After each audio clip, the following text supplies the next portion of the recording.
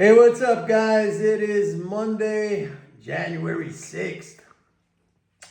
So the market, we had a pretty good rally going early on, but Dow ended up down a little bit. NASDAQ was up, S&P was up. We still have a problem going on in the bond market. 10-year yield now at 463, 464.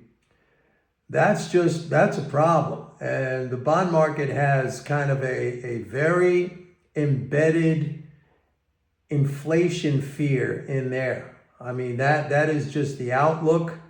That's also signaling from the Fed when Powell, in the last Fed meeting, talking about stubborn inflation and stuff like that, and the Fed pausing. That's built in from Fed commentary and just this outlook that the Trump administration and Trump fiscal policies are going to end up being inflationary. Look, we are running at 7+ trillion annually of leading spending flows, leading fiscal flows. That's, pretty close to where we were at the peak of the pandemic, the COVID pandemic. I think we were running around 7.7 trillion. So we're about, 10% lower. But inflation is way down from 2021. You're talking about, depending on which metric you look at, anywhere from 2.4% to 2.7% year over year on the core, if you look at the PCE or the CPI. So, the spending is about at the same level. It's down slightly. But the thing to remember, or the thing to focus in on, is the fact that the economy is operating normally. We have increased output. So again, I just want to bring your attention to the fact that, everybody talks about the spending money and printing. We're printing money, right? We're spending money. You got to also consider the other side of the equation, which is the supply side. If the spending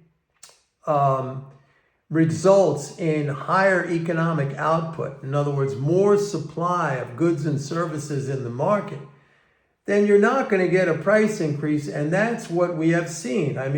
Again, spending is not that far below where we were at the peak in 2021.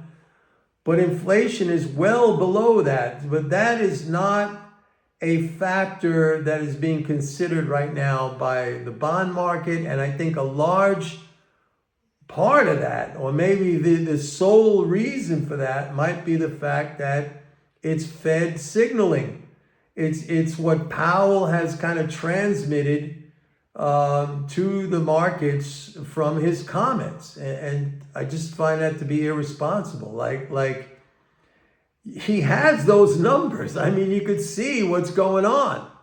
Okay, and to say that when inflation is moving in the direction that the Fed wants, in spite of the fact that spending is, still at very elevated levels, you should not, but look, I'm not at the Fed. I don't run the Fed. It's Powell. And he is one of these, he's going to go along. I think, he's proven himself to go along with whatever the consensus is. The Fed now basically operates on whatever the market dictates. I've said many times here over the last few years, why do we even need a Fed anymore if the Fed just follows what the market dictates? The Fed is a monopolist price setter. I've given the example in the past. Can you imagine if John D. Rockefeller, the founder of Standard Oil, back in the the late 19th, early 20th century, he had a monopoly in the oil business. Can you imagine if he went around to all his little competitors and asked them, hey, what price should I price my oil? No, he crushed them. He said, if you don't conform to, basically he bought them all out. He said, if you don't, I'll crush you. And he did. That's what he did. That's the power of a monopolist. So the Fed has lowered interest rates. inflation has come down. Spending is basically where it was, slightly below where it was in 2021. Yet he communicates to the market that there's some kind of a problem. By the way, just on a side note, which maybe you'll find this interesting, I find it to be actually humorous. There was a headline last week on Friday saying that inflation in Turkey has surprisingly come down. Well, guess why it surprisingly came down? Because the Bank of Turkey back in December cut interest rates by 250 basis points. So like you would think, I mean, there's another example. I've given so many examples in the past, like when we had the big inflation spike during COVID, it was only the Bank of Japan that kept interest rates negative, 0 to negative. And they didn't have a big inflation spike, despite the fact that they're a major net importer of energy. And as soon as the Bank of Japan raised rates last year, guess what's happening now? The inflation rate is picking back up in Japan. I mean, rates are prices. The cost of credit is reflected in the cost of all goods and services. So here's Turkey. Oh, a surprise. Inflation came down. Well, guess what? You cut the interest rate by 250 basis points. But there's the Fed, on guard against inflation, which they can clearly see. Not only can they see, he's mentioned the fact that it's kind of trending in their direction. But yet, why is he turning cautious? He's turning cautious because some people like Stanley Druckenmeier and Paul Tudor Jones and Jeffrey Gundlach are saying that the Trump fiscal policy is going to be inflationary.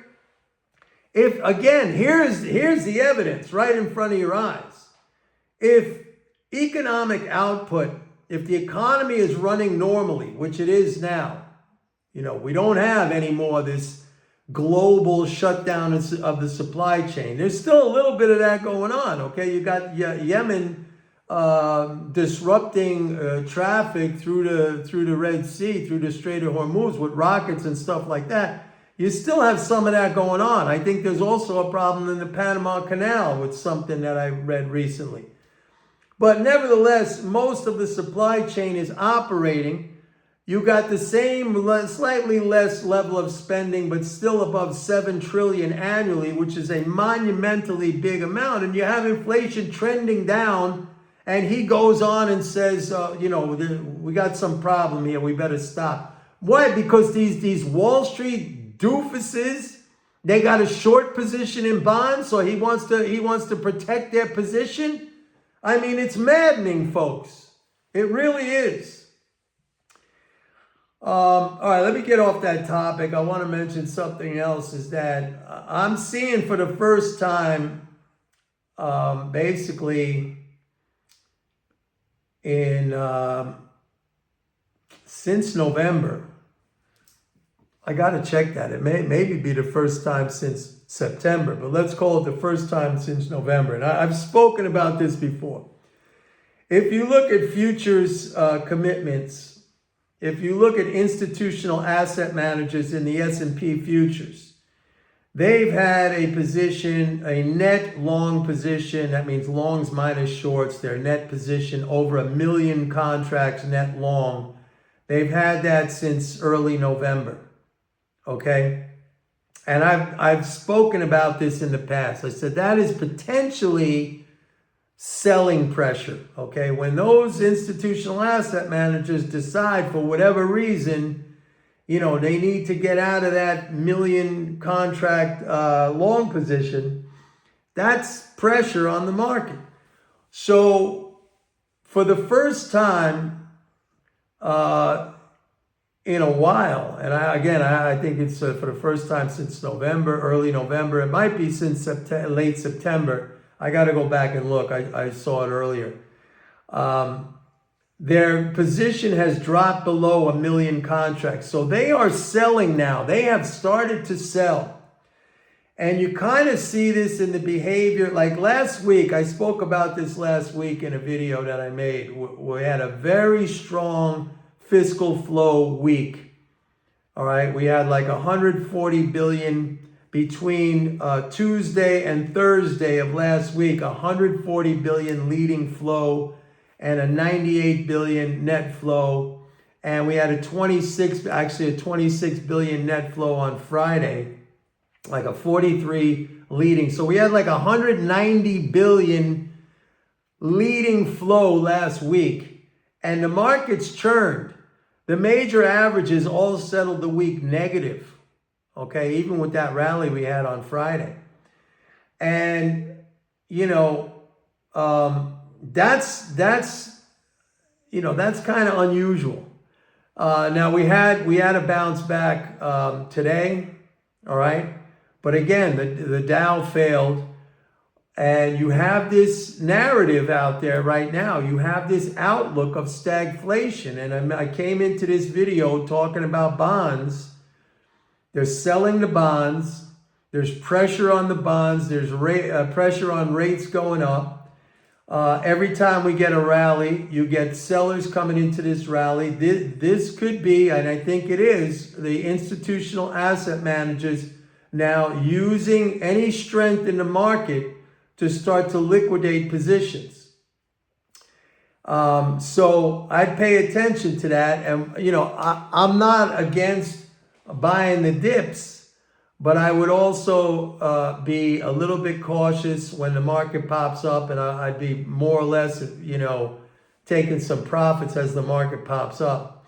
We still have to see, this is the thing, we still have to see what the actual economic policies are going to end up being. I mean, there's a lot of talk. I've been saying this in every single video. We don't know yet. There's a plan out there. Trump says he wants a big, beautiful, you know, bill passed by Congress. There's some contention in there between the Senate and the House, because the House wants a single bill, and the Senate, John Thune, who's the Republican leader of the Senate, he wants to split it into two. It's not going to happen right away. We got the January 15th or thereabouts. Yellen has to engage now Treasury in what they call extraordinary measures because of the debt ceiling. If that's not suspended or raised by then, she's going to have to do that to keep payments flowing. And that'll only be good probably till sometime in March. So there's some issues coming up. We have a tax drain coming up on January 15th. All right. And that's going to hit at a time when we're starting to see some liquidation by institutional asset managers. The other thing I want to talk about is oil. All right. I'm starting to see in the futures commitments, oil producers have been reducing their long oil position. They've had that on for 19 months. We've seen oil prices jump up, I think, to the highest level in about 3 months or something like that, over 74. Today, we were almost at 75 in WTI. I sent out an email to my subscribers saying, that rally is suspect, okay? That's going to pull back. And sure enough, we pulled back into the 73 level. Open interest is high. I don't like the fact that producers are using this strength in price to start to reduce their long oil position, which they've had. They've been long the oil market in the futures for 19 months, and they are using price strength right now to reduce that. And I think that is a setup. If this continues, that is a setup for a significant decline in oil price. Now, they're still long. I'm not going to get bearish until they flip to the short side, but they're using price strength to liquidate. So keep that in mind. And that's another thing. If all these people are worried about inflation and potentially you have an oil price decline coming up at some point down the road, you know, I just think that makes the Treasury trade, the long Treasury trade, even more attractive.